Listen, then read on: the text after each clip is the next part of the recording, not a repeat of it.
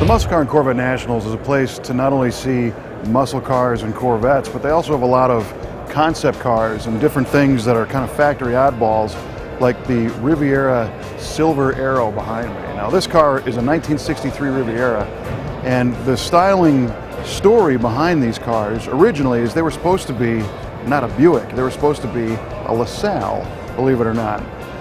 Cadillac had the LaSalle brand as a sister brand back in the early part of the 20th century, and GM was kind of toying with the idea of reviving that name for a two-seat sports car based on a Cadillac.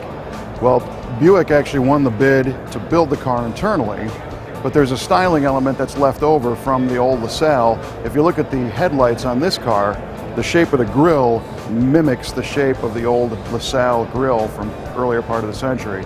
But the Silver Arrow is definitely not a stock Riviera. The roof's been lowered a couple inches. It's got a special two-tone paint scheme. It's got wide white tires with special hubcaps. The nose has a special treatment of the grille, and everything's been extended a little bit.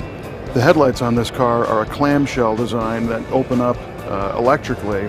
That was a feature that appeared on the 1965 Riviera in the production car, but not on the 63 like this one. The grille has electrically operated louvers to allow fresh air in. Kind of a neat touch.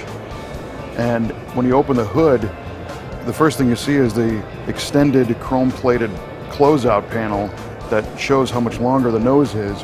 But we also noticed that that 465 nailhead Buick motor is flanked by the world's largest generator in appearance. You probably power a housing complex with that thing, but it gives you an idea that Bill Mitchell wanted to make sure the electric accessories all worked on this car.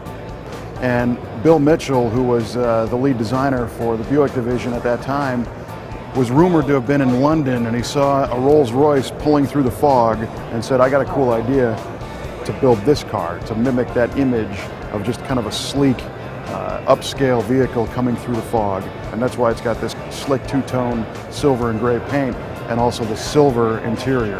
Very, very cool car. GM toured this around the show car circuit for a while. Bill Mitchell actually drove this as a personal car for a while, but it's another example of the things you don't see at your local show, but you'll see here at the Muscle Car and Corvette Nationals.